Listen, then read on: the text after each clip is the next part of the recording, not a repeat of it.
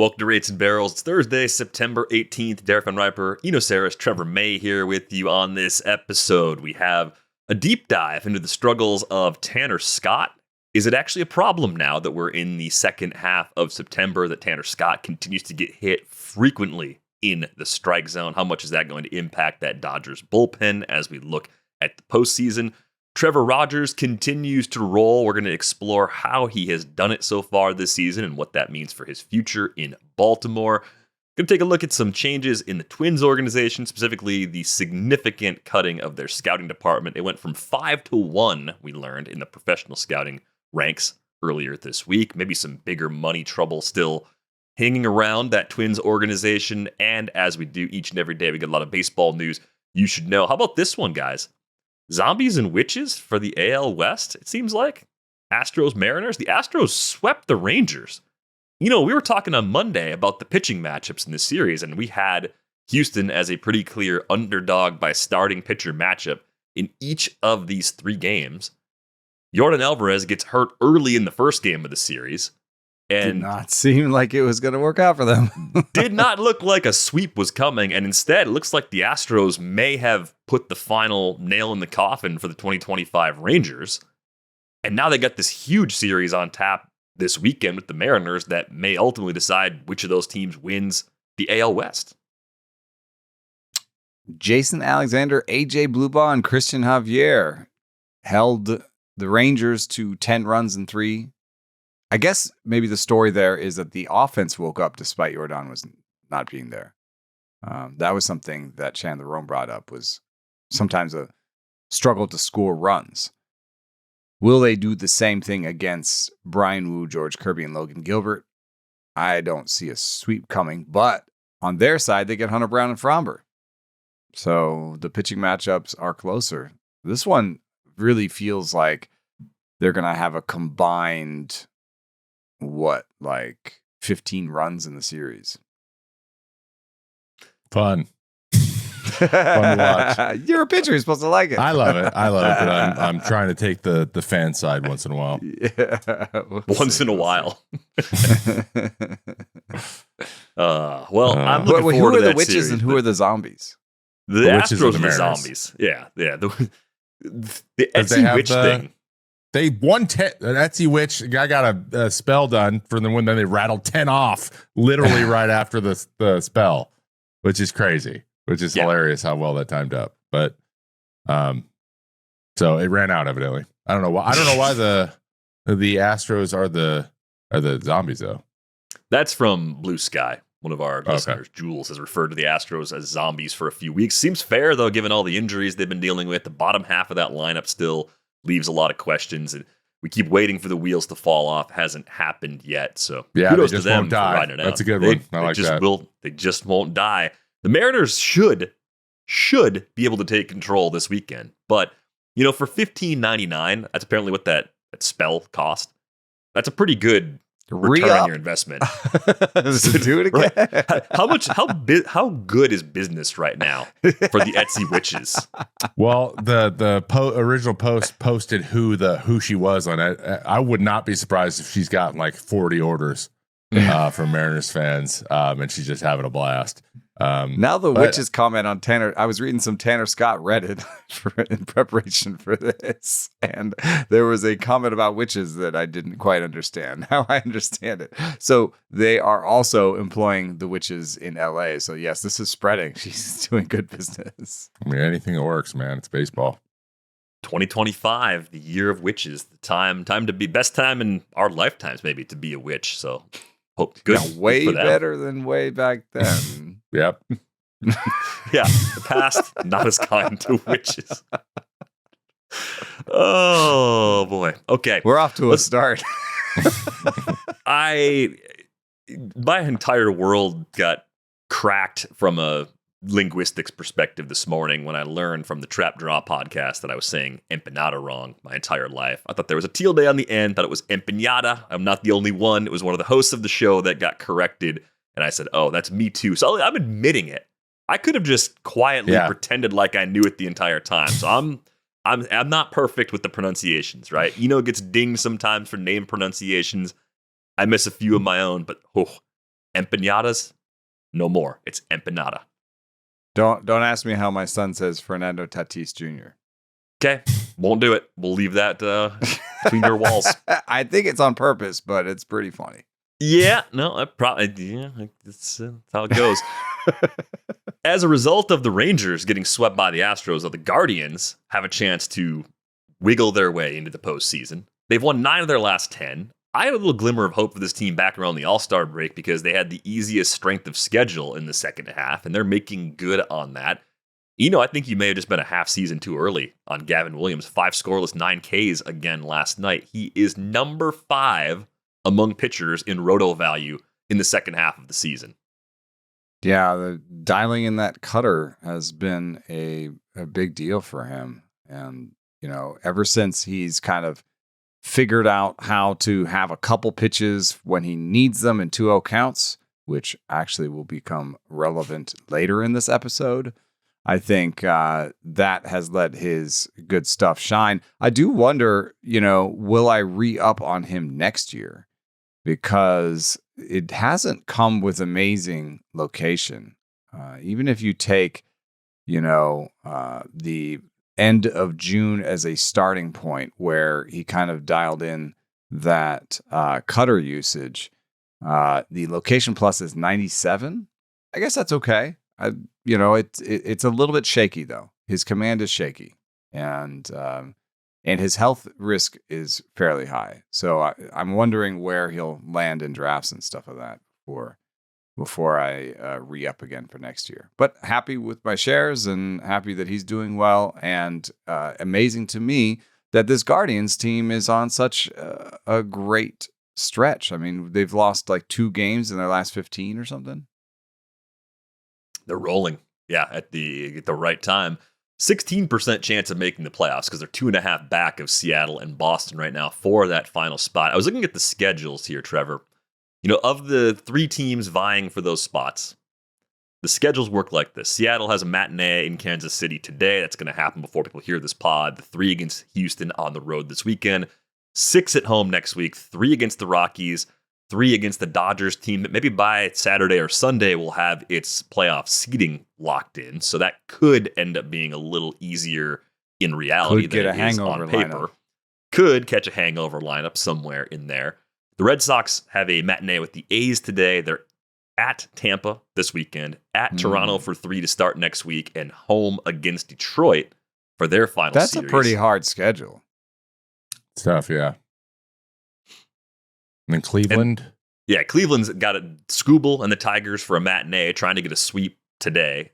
At Minnesota this weekend, home against Detroit for 3 Tuesday to Thursday, home against the Rangers, who could be mathematically eliminated on those final 3 days of the season. So schedule-wise, kind of thinking about how these teams are playing, that 16% chance of making the playoffs does seem pretty realistic for the Guardians, and things could actually break in a way where they find their way in.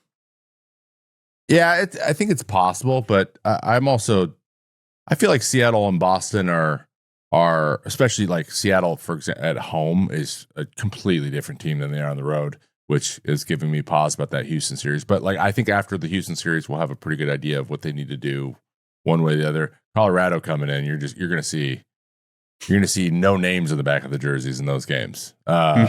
And I've been on that team, so it's like, go let the kids play and see what happens. Sometimes though, they just dial it in and they're hard to prepare, so those games are tough.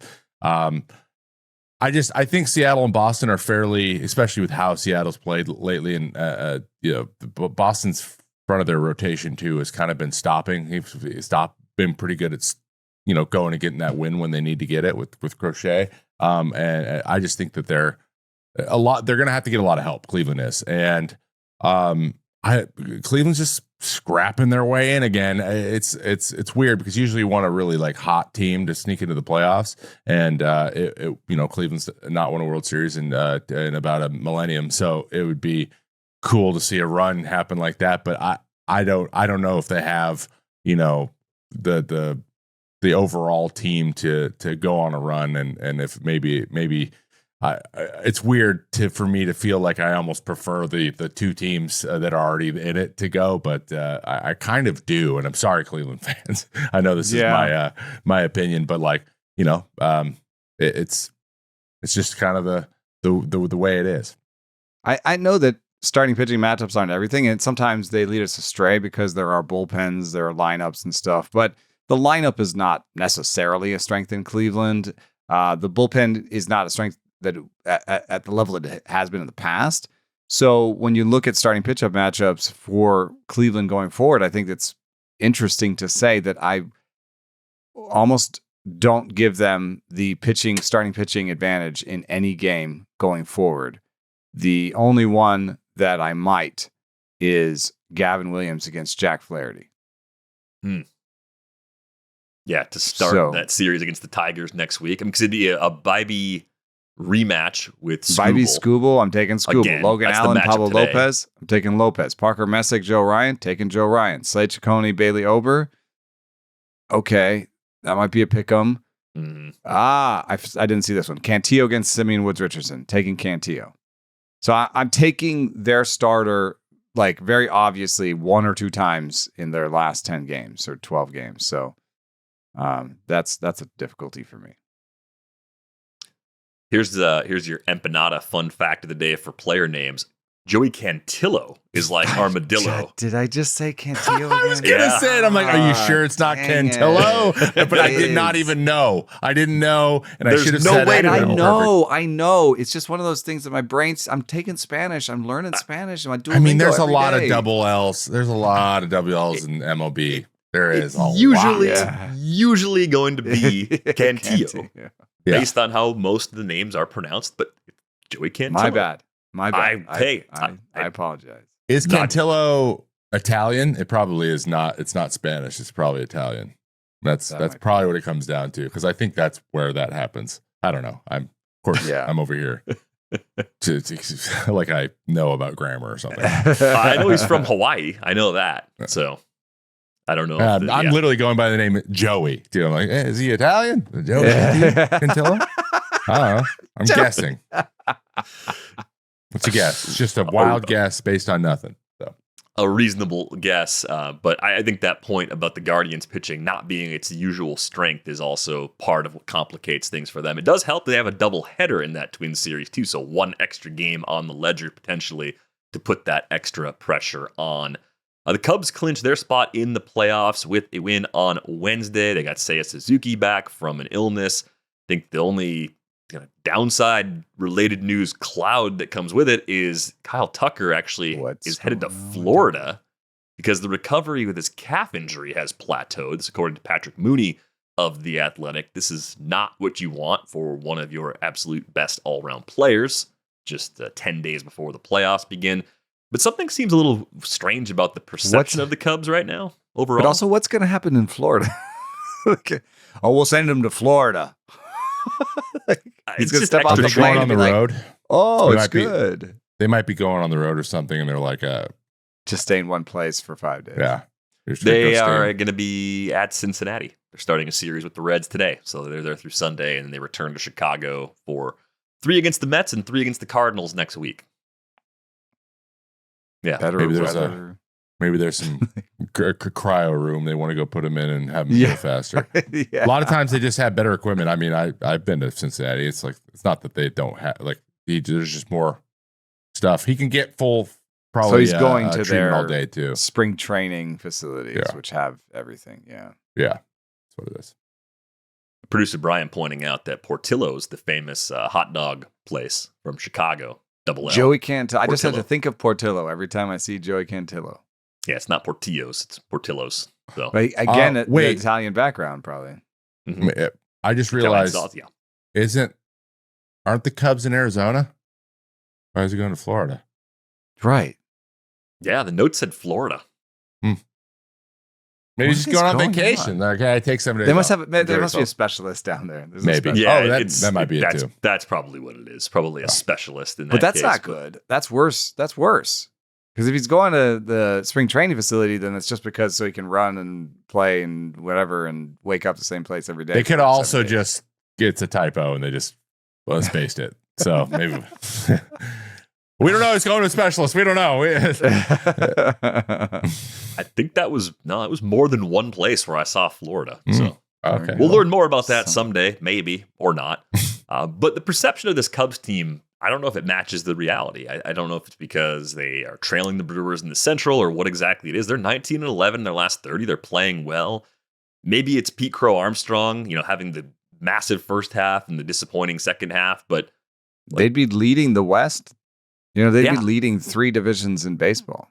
I mean, only the Phillies and Yankees have been better in the last 30 games. So they're playing well, but something just feels a little bit off about how people think about the Cubs right now. I know they've got the injury in the bullpen we talked about a week or so ago with Daniel Palencia, and maybe there's some questions about the quality of that bullpen depth. This is a good team, and I was digging around looking at different things about them, and the only thing I could come up with that maybe shapes that perception from a pure statistics perspective is that the Cubs are 41-43 against teams that are above 500 and 47-21 against teams below 500. So maybe when we see them against other playoff caliber teams, they just don't look as good, but I don't know if that's any sort of indictment on how they're trick of the built schedule. I mean, they've had ups and downs this season. What if they just, what if there was something about the way the roster was built, or who was hurt and who was healthy when they played those above 500 teams, Mm-hmm. Yeah, I think, if they get some good news on Tucker, especially, that lineup holds up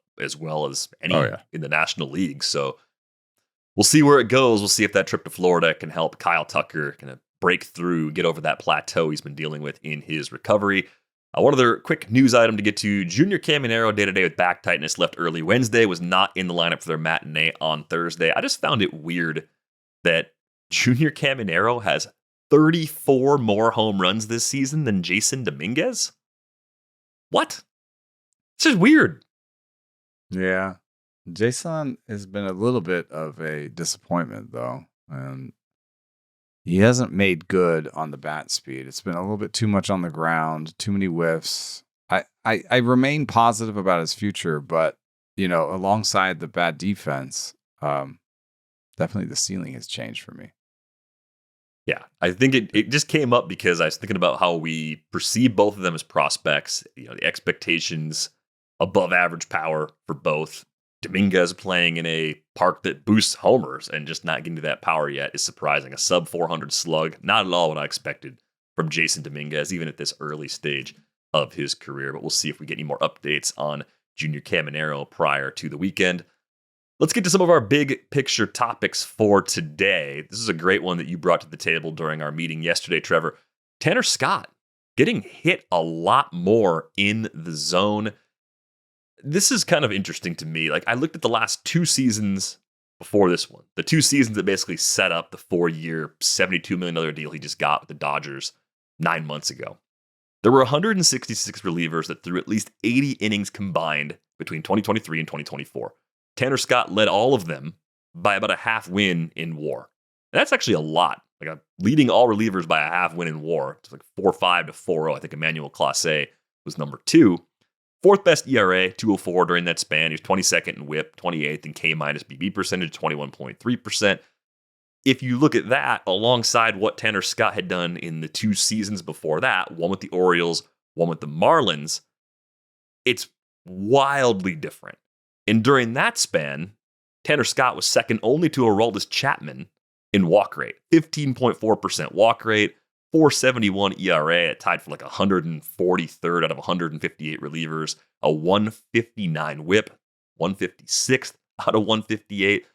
So there were big changes in that 2-year window, closing out his time with the Marlins, the year he spent with San Diego, that I thought he'd really turned a corner with his command and was taking the great stuff we could see early in his career and had found a way to harness it more consistently. As you start digging into what the first year of this 4-year deal with the Dodgers has looked like for Scott, what explanation do you have for a guy with stuff this good getting hit this often and hit this hard? It's really interesting for a lot of reasons, because last year he was so good his platform year, 72 games, 72 innings, 175 ERA, but a 113 whip. And he did walk 12.2% of his batters. So that's very high. And he got away with a lot. It's pretty clear. But the big year in 2023, like that stuff isn't really there. He had below league average, 7.8 walk percentage, a sub 1 whip. The big thing that's glaring for me that I'm looking at kind of in over time is every single year his strike percent overall has increased, and year over year since 21, and his competitive location, which is on True Media, has also increased from 78% in 21, which is horrendous. That's 22% of the time non-competitive pitches. That is not good at all. 10% below average. And now he's up to 88%, which is a little bit above average. But one big thing that's glaring is he's throwing 70.4% total pitches for strikes this year. And the quality of the contact is way up. The difference between this year and last year is he threw a lot less strikes, 67%, which is a good number. Like honestly, 66, 67 seems to kind of be the sweet spot for total strikes. I feel like, unless you have absolutely insane stuff like Scooble has, he's really high on that list, but he's just better when he doesn't throw as many strikes, and that slider tunnels so well with his four-seam fastball that he needs to get it located, the slider out of the zone with a good tunnel with his fastball. So this year, what I've looked at overlay, things are slightly off in terms of command. He's not commanding the four-seam up as much as he was, and the slider just looks a little bit different and is in the zone more, so it's popping. So he's not tunneling as well, and those endpoints of those pitches that he's not tunneling where are in the box more often, and that just isn't a good recipe for success. But the thing that's really interesting about him, and this is kind of where the conversation came up for me, was like the guy throws, he's average 96.5 miles an hour. He routinely is throwing 98, 99 miles an hour. That's like not like he doesn't have, he's got good ride. He doesn't have like the best ride ever, but he's like top 20 in ride. Like he's got all the hallmarks of great stuff. So like even being in the zone this much still shouldn't be giving up the contact that he's getting. He has allowed 11 home runs. If you go look on Savant, the park, if he pitched in every single time, I think the highest number he should have other than Dodger Stadium is like 8. So he's gotten really unlucky. Like his last 3 homers have gotten out by a total of 3 feet. Like they're at home. And so it is one of the, what is Dodger Stadium, the second best park to hit home runs in. So like he's gotten bit by that a little bit. Similarly to Devin Williams got bit a little bit by that in Yankee Stadium this year. But that doesn't tell the whole picture. Like luckiness isn't it. There's something different and hittable other than him just throwing it in the zone. And if you're going to sign a guy for 4 years, $72 million, which the Dodgers are usually pretty good at projecting this stuff, if you had a red flag that if he throws too many strikes, he gets hit really hard, that's not really what you want in a guy that you're signing presumably to get a whole bunch of saves for you over the next 4 years. Yeah, I do think there's something there. I just put this together that shows the heart, so this is what you're talking about. Like he's in the zone more every year, but that comes with a cost. He's in the heart of the zone with the fastball more every year. So both of those things are peaking right now. That's part of the story, I think. You mentioned that the slider doesn't look quite the same this year. One thing that did pop in his 2 best years was he had his best slider location. This year, it's gone back and regressed to where it was before. Now, what happens if you can't locate your slider well? I think that this is actually the key, because I went and looked back at there's an Instagram reel about how he's tipping his pitches, and it's really, when you watch the reel, you're like, oh yeah, you found it, And so I was like, okay, can I recreate this? I'll give credit to this guy, but it's easier if I just have the video and show it. So I went looking, and I could not recreate what he found, what this Instagram person found in other games. So maybe in the last couple of games, Tanner Scott has some little twitch where he kind of like looks down before he throws a slider. That's possible, but it hasn't been his problem all year. So I don't think it describes what's been going on all year. Instead, what I point to is more balls in the heart. But this is the real thing for me. And this really popped when I saw this. He's gone to the fastball 84% of the time in 2-0 counts this year. That's 50% over the last 5 years. for him. He's gone to the fastball 65% of the time when he's behind in the count. And that was 48% over the last 5 years. So even when he didn't command his slider as much, he trusted it in the past. And even when he was walking guys, what he was willing to do was throw the slider 2-0 and maybe get to a walk, but not give up a homer because I threw a fastball in the 2-0 count. And I think what we're seeing is batters. And so anticipation is the key here. People are like, well, how is Patrick Bailey hitting a 97-mile-an-hour fastball that's like three inches off the top of the zone for a homer, unless he knows what pitch is coming? Well, it could be anticipation, but it might just be count-based anticipation. It might be that he's becoming predictable in counts, and maybe because he doesn't trust his slider. If I was his pitching coach, I would just say, hey, let's go to the slider more in 2-0 counts. I know you don't feel like you're commanding it well, but they are hitting your fastball really hard right now. And you have two pitches. Like you got to do something. You can't be 65. You got to keep it as a coin flip. It's got to stay a coin flip. You can't be 84% in 2-0 counts. Yeah, you got to be willing to go up and go slider, 2-0, slider. And be like 3-0. What's the difference? Like, and then before you know it, once you like let go of that a little bit, you're like, I don't really care. Like, it's the same thing at the end of the day. I'm walking guys still, and I'm still getting up hard contact. So at least this will put it in their head that they're not going to get the pitch they're looking for. And then suddenly I think you just go throw it over for a strike. Guy takes you, you're like, oh, and then it's back. Like, but yeah, you can't go to 84. 84% is a dead red number. That is anything above, honestly, 65 or 70. Even the 65% is pretty bad, right? I mean, he was doing 48% in the past. He was a true 50-50 guy in almost any count, and then he's like 2/3 fastball, and that's not good. Yeah, so does that come down to Scott himself? Does that come down to Dodgers game planning? Some kind of combination of both? I mean, are we seeing him shake off sliders? 9 of the 11 homers he's allowed this season have come against that four-seamer, even though the overall distribution of those two pitches is still 54.7% fastball, 45.2% slider. It's just that makes it worse too, because that means other counts he's also probably really predictable. He's full slider in 2-strike counts. Yeah, that's just not. That just does. It's the only way to keep throw it 50, two pitches. 50. Yeah. When you're left-handed and you average 97 miles an hour, the chances that they sit dead red on something is even higher because they have to, right? They can't adjust mid pitch. You throw everything hard, so they're more likely. How did Mason Miller throw a 9-pitch immaculate inning that was all sliders? They were still. He's scared. Oh, what? No, okay. Scared to throw that fastball. No, because the batters may have commented that. Yeah, throw a fastball one time. Because the batters were still, even though he'd thrown slider after slider, they knew that they had to be geared up for the fastball. So, he needs to. I would just be like, let's throw more sliders. Let's slider your way out of this. If you think like, we also tell him like these games mean less than later. So let's just I got an idea for you, Tanner. Let's go out there and let's throw 9 straight sliders today. See what happens. See what happens. Good.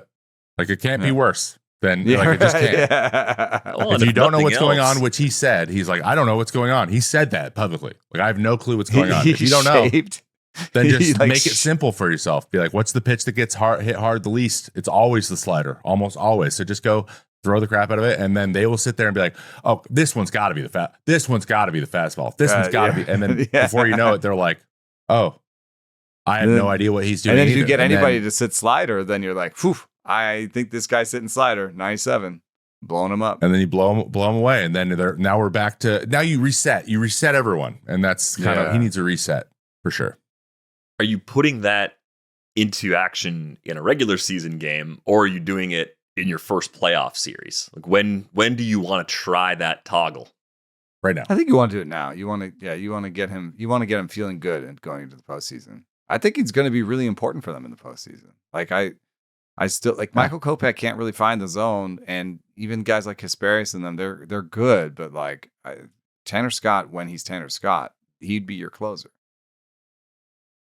Yeah. I mean, 4 for 72, he should be your closer. I think that's still the built-in expectation. Let's get to some other big picture stuff. Trevor Rogers. I couldn't really believe it when Trevor said it yesterday. He's been best pitcher in baseball since May 23rd, more or less. Like that. Given the way people felt about the deal that sent Rogers to Baltimore this time last year, Connor Norby, Kyle Stowers going back the other way, it's pretty amazing to see what Rogers has been able to put together. I mentioned earlier Gavin Williams, a top 5 pitcher in the second half of this season. You will not be at all surprised to know that Trevor Rogers is right up there in that player radar as well. He's not number 1. Cade Horton's number 1, but he's in that top 5 because it's all working right now. And I think the big question people have with Rogers is the command, the model in the command looks really good. The command in the model, location plus, the 105. But it's a 92 stuff plus. And yet he's getting strikeout rates that are right at the pre-injury levels, 24% strikeout rates, the best walk rate we've ever seen. The only thing in the analog tools I like to use that looks a little off is he seems to be getting pretty lucky with the home run rate, which is helping drive that ERA to the mid-1 range. So, that's something I wanted to say with Tanner Scott too. Like, home run rate is the biggest source of noise for pitchers. It can change everything in really small samples, and it's hard to know a pitcher's true talent home run rate really quickly. Mm-hmm. So I just wanted to point that out. That's a big source of noise for Tanner, and I think that's a part of the story here. But as you try to forecast what 2026 might look like, what's the next step for Rogers? What is a full season with health in Baltimore look like for him, given the arsenal that he has now after work at Driveline and coming off this injury and getting some velo back too? That's been a part of the story as well. Last year, averaged about 92 on that fastball. He's back up a tick to 93. So that seems like part of the story, but not necessarily the whole story as it pertains to how he's doing this. I think we have I think we have an example of, like, similarly that we talked about with like Brian Wu, and we talked about with Abbott. We're looking at a pretty optimized version within the arsenal that he has right now, and he is executing well and putting himself in position to have some of the luck happen also. So am I sitting here saying, oh, this guy is developing himself into an ace? I don't think so. I think that some of these numbers are probably going to regress to some variation of his mean, but like, do I think he's a mid rotation? Slot him in behind Bradish and Grayson Rodriguez? Absolutely. I think number 3 in a good rotation, and go take the ball and just stay healthy. Like, that is absolutely possible. And he has been like one of the few bright spots for the Orioles team this year. So he's going to be given that opportunity. But in order for him to like be able to take over games and get big strikeouts when he needs to, there's still some stuff to be desired there. But we've seen him make adjustments at Driveline. Maybe there's a different style pitch or a different grip or something that turns a pitch from good to great. That's always possible for pitchers. But I think he's just found a rhythm and an optimization to where he's like, if I just continuously do this stuff, I'm going to constantly put myself in a position to have success, as long as the plays are made behind me and the outs that are supposed to be outs are outs. And that is what's happening. Sometimes that's boring, but that does happen. And those guys are extremely valuable in the major leagues, even if they're not, we're not seeing the next Chris Sale or whatever. Like, not everyone's going to be that. Like, you want whatever is within the realm of possibility for a guy, whatever the peak or the optimization is, you just want them to reach that. And hope that you were right about what that is, or how high that ceiling is. And I think we're just seeing a guy kind of coming to his own and being the best version of himself currently right now. And there's still, but I don't know how much more there is in there in terms of moving his way up into farther up into the front of a rotation. Yeah, I mean, you look at some basic things like a 24% strikeout rate is just above league average, a 93 mile an hour velo for a lefty starter is just around league average. There's a lot of stats in there that sort of scream league average. And I think even that trade would have said, we want a league average starter. Yeah, the players they gave up, what they wanted out of it was, we want a league average starter with a couple years of control. So if we look back on the deal, we say, well, they got what they wanted. And so, that's good news. And Trevor Rogers got back with something that I do believe is really important. He talks about his front leg his landing leg. He said he was collapsing. When I talked to him, he said he was collapsing on that front leg. And when he went to driveline, he really worked on sort of slamming that front leg down, getting that force back in that front leg. That's where a lot of the velo came back. And people on this pod have heard me talk about that sort of thing for a long time. But what was most interesting to me was he was talking about his changeup. And I was like, well, you're a lefty. And the biggest change, because all these things that he did kind of brought him back to where he was. And where he was like a 4 ERA guy, like kind of like you're talking about, like a sort of a 3 or 4, a pretty good pitcher, but not an ace. And I was like, you developed, the biggest thing that you added is a sweeper. You're a lefty. You're throwing the biggest platoon split pitch, lefty on righty.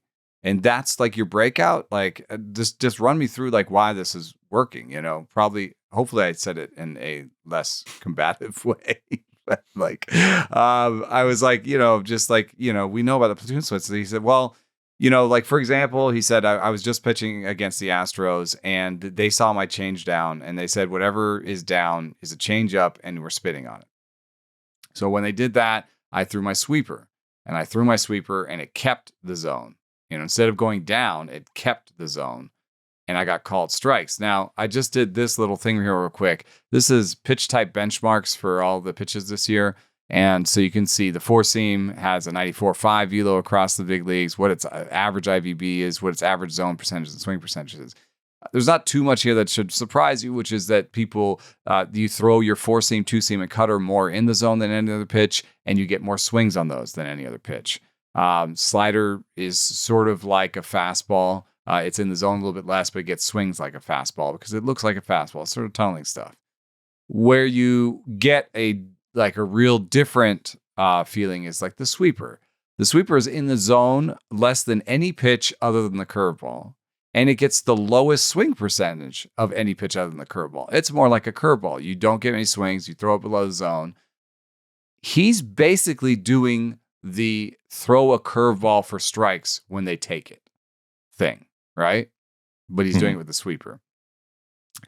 So what occurred to me when I was thinking about that in the context of will he do what he's been doing going forward, is that what we know is from all across baseball, the sweeper has this big platoon split.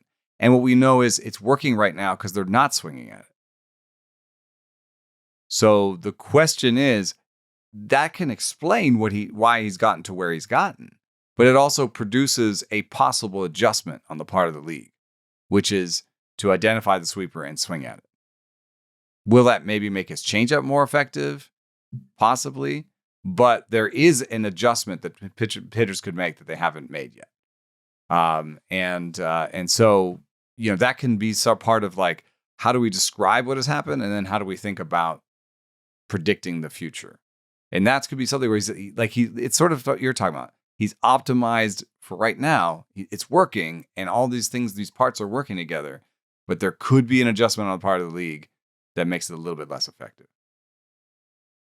I think the other unknown is expecting the league to adjust. What will he try and change this winter? Like, what will he try and add to get out in front of that? Because it seems like entering his final year before free agency and anticipating a problem like that, he's probably not showing up opening day 2026 with the exact same game plans he's using right now. Not if he's being advised by good people, right? They're like, push, keep trying. But there's a lot of people like, it's been working, so why do I change anything, right? This is a really interesting, actually, concept that I think is worth thinking about, because there's two guys that I have a YouTube video coming out about both of them, and it's Aroldis Chapman and Devin Williams, and things that have changed for them, and how quickly they make adjustments, and what you can expect for guys like anticipating making adjustments. For example, Devin Williams has had a really good defense behind him for every single year he was in Milwaukee. So he basically was okay having a high walk rate because he could get away with that because plays were being made behind him. Then he tried to go do the same thing in New York, and that isn't working very well. And so, at the same time, you go, how much are we trying to anticipate a guy saying, I'm going to change this up just in case I get traded to a team that doesn't have a good defense. Like that's not, you don't do that until it happens to you. That's the adjustment. So like same thing with Chapman. And there's a big thing about how he doesn't really try to aim for half of a plate, which I think is a little bit simplified, but I think there's something must have gotten lost in translation. Can I do a little sidebar on this one real quick? Yeah, a little sidebar. It's really funny. There's a lot going on with that. John Boy, it's like there was a Buster Olney and Eduardo Perez were talking about this on the cast about how Aroldis Chapman had really benefited from having the pitch calm in his ear. And there was a line where Aroldis Chapman said, before this year, I'd never really thought about where I was throwing my pitch. I just thought about, throwing it hard. And John Boy did a little thing about it where he's like, that seems like a prank. And that's the word he skeptical. used. He was skeptical. He was skeptical, and he did a breakdown prank, showing a catcher with locations and Chapman shaking off. He did a pretty good breakdown of what looked like pretty clear proof that Chapman was and so inside. Chapman has, I think Chapman has, obviously, every pitcher has thought about location who's in the big league. So, yeah. But, I could see something being slightly lost in translation or him trying to say, this is the first time I've really thought about it. I've really, there's something, there's something different about my command this year. This is the first time I've really dialed in that ability to be I want to throw this there. And, and in the past, I've thought if I just throw really hard, yes, I'm trying to throw a highway fastball, but if I throw it really hard and I miss, it'd be fine, Exactly. It's it's not that he's never thought in or out. What he's not, what has been lost, and this happened to me a lot, this happens to everybody, is that he has such good stuff that if he just thought in and missed away and still got the swing and miss, he's not docking himself for missing the spot because it worked out. And the more that happens, the less you start worrying about the actual spot, which is probably what has happened over 16 years. Combine that with the fact that they wanted to be a starter in Cincinnati, and pitching coach said, you don't need to throw to spots, just throw it in the box. That's how good you just throw it over the plate. Your stuff's that good. That's said to guys all the time. You know what happened? He did that. He had success and then had success for 15 years. And it's the curse of knowledge. You don't remember what you didn't know before. 15 years ago, he's like, oh, maybe I need to get more granular here because I'm 36 now. It just didn't occur to him until he heard someone say it in his ear right before he threw. He's like, oh, wow, I'm actually locked in a spot because someone said it. Yeah, I think it's a question of priming and how you think. I do this drill with kids. I say, when they are struggling to focus on what they're trying to do, I'm like, tell me the spot out loud because you can't do anything else. But so they go, fastball up. I go, great. And then they hit it and they're like, I'm like, your brain isn't thinking about the thing you wanted to do. That's all you're doing, but that's normal. That's a human thing. We wander, we do sometimes, and I would have to do it in real time. So when I hear this thing about him, he didn't make the adjustment until he heard it a different way, and because he doesn't speak out loud to himself, right? So he was just just made him think about something in a different way. Not that he's not been aiming, but now he's reading between some lines here because that wasn't in the quote. But just to finish off the story, I do think maybe using the word prank set off Buster, and Buster was pretty mad at John Boy. So it was this whole thing where John Boy put out a video, and I guess there's strife. It's drama in the baseball world. But I mean, to be fair to both, never. To be fair to both, I think only heard this thing and it sounded plausible, and maybe he even heard it as we understand it. Maybe he even heard it as oh, this is the first time he's really bared down on command or something about the and that's how he heard it. But it wasn't, there was something lost in communication here. And I don't think that John Boy also, by using the word prank, what he did was he made it look like maybe Chapman had duped, Olney and Eduardo Perez and had made them think something ridiculous. And I don't think that John Boy even meant that with the word prank. It's funny how these people, I think we all can be thinking about this in similar ways, but certain words that we use set people off. And we come to this point now where, people are mad at each other. But in the end, I think it goes right to your point about, how could we have anticipated that Aroldis Chapman, who has been a throw it with great stuff and terrible command guy for so long with so much success, would go to Boston and be like, oh yeah, let's really bear down on my command this year. I still have command as an improvement play. If I can improve command, I could get even better, huh? Yeah, right. And but I also don't blame him for not.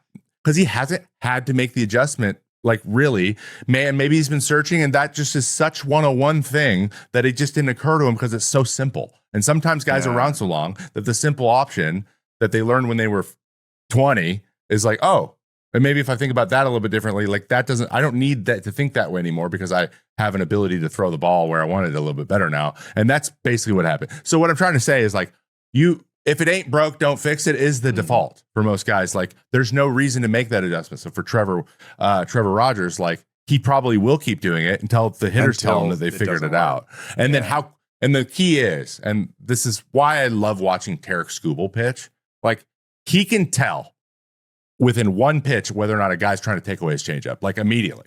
Like, he's like, oh, there it is. And then he goes right into the plan B and changes it up real quick. And that's why he's so good. Just he does it so quickly. Too firm a take, or just too he's Harrison Bader did it when he was on something. the Twins. He took a changeup that was like this far below, like 1-2. And Scooble's like in his face, like, okay, 99 up in and just doors. Like, he's like, there's no way he was guessing. We watched right Bryce there. Eldridge against Zach Gallen, and Zach Gallen threw 3 straight changeups down off the plate, and Eldridge took all 3 of them. And Gallen just kept going there. So I guess part of it is that Gallen doesn't have the 99 to be like, oh, fine, you're taking the changeup, I'm just going to blow you away with my fastball. Yeah. The Gallen has got a 94 he has to spot. Yeah. So how quick do you make the adjustments? That's what it comes down to. So it's going to be interesting to see if he comes in spring, they're swinging, or he just doesn't have it the same way, and then what that adjustment looks like. But that'll be the next. Is he optimized for real? That'll be the next kind of level. Yeah, and I think as far as a reasonable expectation going forward, thinking of him more as a real life number 3 starter probably gives you a better, more realistic range for ERA whip projections, right? If he's a mid 3s ERA guy with a 120 whip and 23, 24% strikeout rate, that's going to play. The Orioles are going to be happy with that. If you get him pick 150, pick 200 of a fantasy league, you're going to be happy. I think he's probably like a top 40, top 50 starting pitcher if we're looking ahead to Eno's 2026 starting pitcher rankings. If I had to guess where he's going to land, it's somewhere around there. Partially because that K rate does not seem likely to go up. As you were saying before, Trevor, I don't think there's one more obvious level he's going to reach from a skills perspective. And part of that for me comes back to his cruising speed with the fastball. It's great that he got that velo back. I don't know if he's going to find another tick or a tick and a half somehow doing more offseason strengthening work. Yeah. That seems like a little bit of a stretch. Not impossible, but just it's not something I would build into my expectation. Nice turnaround, though, overall for Trevor Rogers. Oh, yeah. Quick thing here for the Orioles. Britt Giroli and Ken Rosenthal wrote about this about a week or so ago. Mike Elias became a president of baseball operations last offseason, and that was kind of kept under wraps. And now the Orioles are apparently seeking a new general manager to work in the role below Mike Elias. So I will ask you both. We'll start with you, Eno. What do you think the Orioles should be seeking? What kinds of skills should they be seeking in the GM to work with Mike Elias? I have a very precise prediction of one person taking over this GM role that's based on really weird evidence that very few people will care about. And if I'm wrong, nobody will remember. But if I'm right, I will put this out there. This is what they call it, a harmless conspiracy theory, or it's in that vein of like, man, nothing wrong with floating this out there. All right, so here's how the story starts. I'm at the Sabre seminar in Chicago a couple of months ago, or I guess a month ago. And at the Sabre seminar, there's a little bit of like, oh yeah, did you hear? Josh Kalk is speaking at the Sabre seminar. Now, Josh Kalk is a legend among, internet writers. He's the mega nerd. He's the guy who kind of started the Rays pitching plan and then went to the Twins and really revamped them. But he's also been very quiet. And he hasn't been a guy who's been quoted. He hasn't been out there. I think he's the type that doesn't want to give away an edge, right? So everyone's surprised, but he's talking there and he gives a whole talk about sort of generalities about pitching development and working in baseball. And he's putting himself out there. So that everyone's like, whoa, you got Josh Kalk, good job. That was great. And it was a real treat for us. Now, flash forward to this week, we just came out with a piece about IVB on The Athletic, and I was working with Dennis Lin and Chad Jennings. And Chad and Dennis did the heavy lifting. They got a lot of people to talk about this. Ruben Niebla, Michael King, all these great quotes in it. And Josh Kalk, they got him on the record to talk about IVB. Now, he's funny that he's such a nerd that basically his quote is, "I can talk to you about IVB because everybody knows about it, duh." I love him. He's like, basically, I can talk to you about IVB because that's like 5 years old. So like, sure, I'll talk to you about IVB, But these two examples are like, okay, Josh Kalk is getting himself out there. Like, he's allowing himself to be quoted. He's doing presentations. He's not a guy who loves doing that part of the job. He's not a guy who loves, I think, interacting with the media, or hasn't done a lot of it at least. Orioles seeking a new GM need a little bit of help in pitching development, I think. And also, the Twins are cutting costs and cutting scouts, cutting advanced scouts. Maybe being sold, maybe not spending any money. I'm connecting the dots here, and I project that Josh Kalk will be the new GM of the Baltimore Orioles. Interesting. Very I'm small trying to little imagine theory. him as a GM because GMs have to talk to media. Josh, That's not the best part of his resume, right? But he's trying to beef it up, I think. Yeah, I mean, I had Josh in Minnesota. He is definitely one of the main guys who helped me understand the point of advanced analytics, and also understanding why the changeup is hard to predict. And he also helped me change my slider. Like, I've talked to Josh a lot. It's funny because when it comes to this subject matter, he loves talking about it, but it's only in a context where he doesn't have to figure out. Not going to be quoted, and he doesn't have to figure out what he can share or not. So, like, with the players who are on his team, and obviously he's still kind of keeps some stuff close, or developmental stuff they're working on. He's not telling me that stuff, but I would ask him questions, and he was more forthright with me than a lot of other people. There was also, during this time, they were experimenting with having him in uniform. And this got nixed after a year, which is not the best idea. It wasn't working. It's just not who he is. It's not his best. He's just I play lots of video games. He's a nerd. I know lots of nerds. I'm a nerd. He is as nerdy as nerds can get, and I think, but in the most endearing tier, he's my people, but like, he reminds me of people that I would play video games with. So I don't know if that puts it in perspective. But like, he is brilliant. He was in physics before this, right? And he was bored. So like, this makes all the sense in the world. For him to be a GM, though, the interesting thing is the relationship with you probably have, with other GMs and stuff, with other GMs, or even with your president of baseball operations. Usually that dichotomy is, you have one guy who's very good at.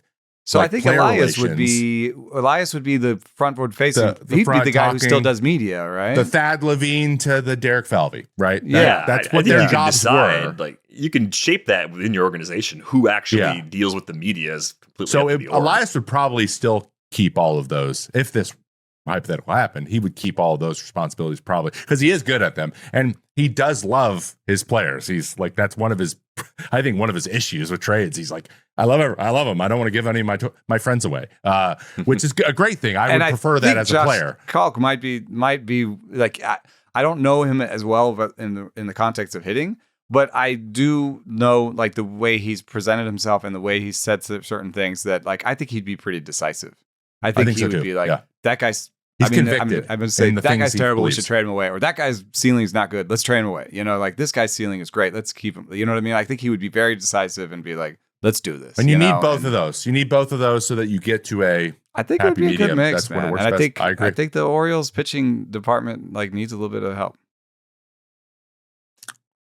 I like it. I like it as a fit because we've been complaining for a few years on this show that the Orioles are imbalanced, too many bats, not enough arms, and that could be the sort of balance that pushes them back towards the top of the AL East, maybe helps them make good with this young core and make a deeper postseason run. So we'll see if the prediction from Eno comes true. And very we will specific, absolutely, random little prediction. We will definitely forget entirely if it doesn't. We'll do our best to just pretend like that that never actually happened. One more question for you guys before we go. We saw the story this week, the Twins laying off 4 out of their 5 scouts. And this is more, I guess, in the advanced scouting specifically. So within professional scouting, your advanced scouts are looking at teams you're going to play in the upcoming series. In advance of the next series. Right. So that's it's the also typical called like pro role. scouting. Like you're scouting. You're getting pros, ready for your next professionals. your upcoming games. Yeah. Yeah. And we know scouting is shrinking overall league-wide. That's been the long-term trend, of course. So I just wanted to ask you guys, like, what do you think, if you were running an organization, what do you want from your scouting departments now? And I guess the secondary question, just because of what the Twins are doing, is why do we believe advanced scouting doesn't need to be done in person anymore? Or why it's become so much less important for so many teams to have actual eyes at the stadium in that particular role? I mean, I can answer the second part first. I think the reason why we've gotten to this point is because professionals play in front of all these machines. It's not just Hawkeye. They're playing in front of Kinetrax. They're playing in front of basically motionless, markerless motion capture. So basically, you can break down any professional who's played into all of his body parts, all of the different velocities and stuff. Like you can recreate this player, in virtual reality, basically, because you've broken them down. You've gotten every little piece, stuff that you can't even see with your eyes. We're capturing with the machines. And when it comes to scouting makeup, it's a little bit less important unless it's free agency. Like you're about to sign the guy. So I think, like a Fromber discussion, I think their, makeup becomes important. But do you need to scout every major leaguer in person because they're not going to be free agents. Like the free agent pool is very small and gets smaller every year. So that's not a reason to scout makeup. And will scouting makeup be really important for your next series? Like, will you be like, oh, this dude's really down. Like, is that something I want in my report? Like his girlfriend left him, I think, or something, like, do I want that in my report? Like that doesn't, I think that's part of it, is like the stuff that humans can add. That's really important. When you're signing a guy or drafting a guy, is not really there for the pro scouting. So I think that's why we've gone away from it. And, this is sort of an organizational thing, but another thing that happens is there are times when you need scouts doing certain things. And what it works out to is I talked to a guy who is an amateur scout for just recently for a major league team. And he said he is going to become a pro scout for the playoffs. So basically they took their best amateur scouts and they said, hey, we're going to give you assignments. You're going to go, to Toronto. You're going to go to Seattle. You're going to go to, Houston, whatever it is. You're going to do these advanced scouting things that we would normally do with an advanced scouting department, because it's important to know every little thing about that guy those players going into one series against them where everything's on the line. So that's just an organizational answer and sort of a technological answer. But I mean, I throw it to Trevor. What could an advanced scout see, like a human advanced scout see that the machines couldn't? What's included in that group is getting smaller and smaller, and that makes a ton of sense. I think that there is, maybe even for the playoffs, the idea that if you have experience going with the flow of the game and like how momentum shifts and then how decisions are made from there, like you can get an idea of how managers are going to manage in certain situations, or if things are built in plans, or if they're making plays on making decisions on the fly. How often is everyone powwowing? Because 2019 with the Twins, this is probably the only team that I've ever been on that did this. It was Rocco, and it was Derek Shelton, and it was Wes Johnson, like in a huddle constantly. All three of them, like, were coming together to make decisions. And that dynamic is interesting to know going in, because who's making decisions, how they make decisions.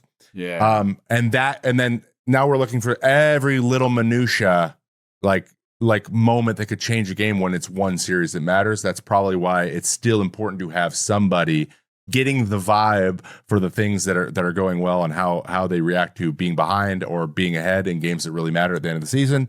That translates directly in the playoffs. That's pretty much it, though, because outside of being able to like look into the dugout or see how people are interacting with each other, everything else is quantifiable, almost to the point where now everything's quantifiable publicly. Like you can get, like, if you're trying to be like, is this guy for a trade early in the season? Is this guy, got something that we can make really good? Don't need somebody to see that. The numbers are there. It's been there for a long time. Like you said, mocap's there. Video, now there's angles from everywhere. There's most of the stuff you can see just watching a broadcast because there's so much being captured and talked about. Like they're just seeing that like 90% of this stuff can be seen remotely or doesn't matter as much because the guy's stuff, at least at the pro level. Amateur's different. You got to be able to look at a kid because the data's not as good, the video's not as good. There's no standardization. There is in pro ball now. It's pretty standard. Yeah. Like everyone gets it. You're not like, oh, 28 teams know about IVB. Everyone knows about IVB. Right. Everyone knows about has agreed what the basic standards are. So therefore, everyone's kind of looking for the same information. So if you're just going and just being like, yep, everything we thought is still there, why did we pay for that guy to go? And I get that. Yeah. I wonder if there could there be a little bit of an advantage? Like you're doing this for the playoffs. Like what if you were just the one team that's like, we're going to treat every game during the regular season like the playoffs. And so we're going to have advanced scouting that's going to take us to tell us. Because, actually, I think there's a reason why you don't do that organizationally. You'd get tired. Yeah. Like if you were constantly bringing information in to your manager being like, oh, well, so I watched them last week and it looks like Mark Pryor is making a lot of the decisions when he's in every huddle when they're making decisions. And Mark Pryor has these tendencies. So when this is happening in the game, you might see a Mark Pryor thing. You might get a slide. Like if you're thinking about that, like if you're thinking as hard as you think during the playoffs all year, organizationally or even humanly, I feel like you might actually have burnout. You're like really. Actually, to be honest, in person picking up tips too might be easier.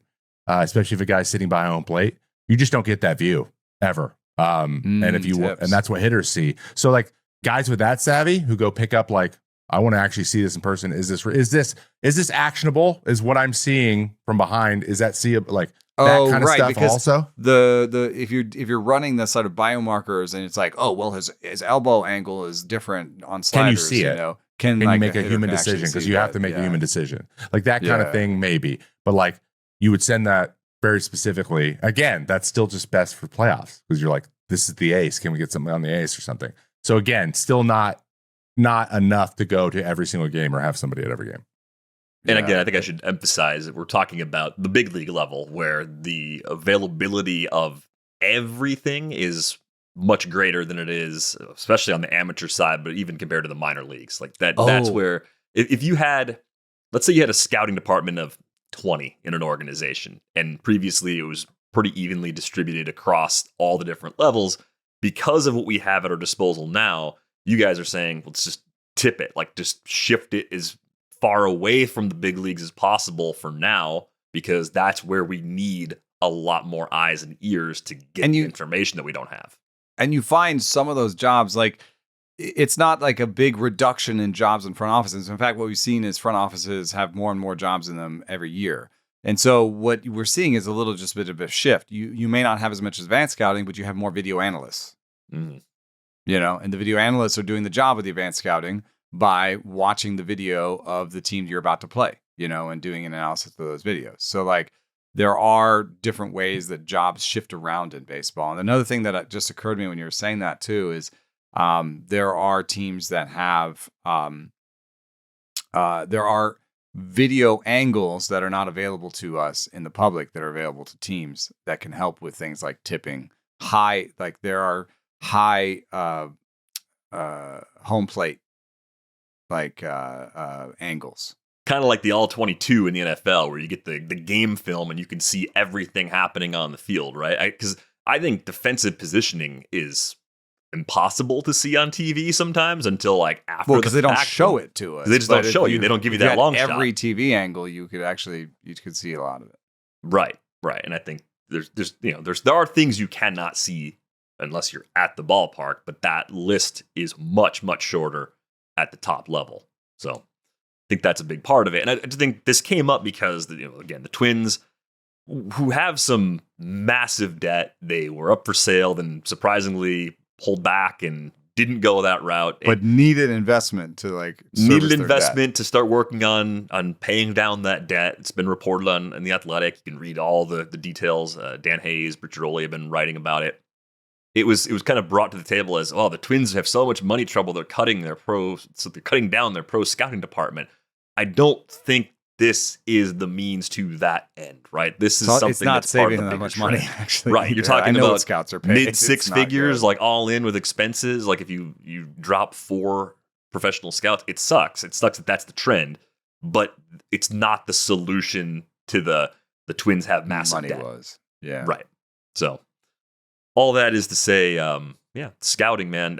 I'm grateful scouts are out there. It's a really hard job, actually, and I'm glad it's not my job because I'm not very good at it. I mean, one thing I think about it when I'm playing, like working with these kids, is like part of the job is like thinking of what they could be, you know. And I just look at the player in front of me and being like, well, he's not very good. And then a scout might be like, well, dude, what if he puts on another 20 pounds and he grows a couple 3 inches, or he does this, and like I can see this and this, and I'm like, oh really? I just see like a bad that'll all help. That would help. You're right. That would help. Projecting on raw ability. I think the importance of things like BP and infield practice to scouts is something that still blows my mind. Like, wait, you want to see that? Like you can see actions in those situations, and you can draw conclusions that you think are important. Like I'm blown away by that. Yeah. That's one thing that does resonate with me. When I scouted the kids, I just scouted them playing catch. And I learned a lot in terms of like who could actually throw it more like straight and who was throwing lollipops, and like, who was not putting any effort into playing catch and who was, and who was actually squeezing the ball and who wasn't. I did all my scouting on playing catch. See, you're at the very, very beginning of the whole process right now. We are going to go on our way out the door. A reminder, you can join our Discord with the link in the show description. You can find us on Bluesky. Trevor is I am Trevor May. Eno is Eno Saris. I am DVR. Thanks to our producer, Brian Smith, for putting this episode together. That's going to do it for this episode of Rates and Barrels. We're back with you on Friday. Thanks for listening.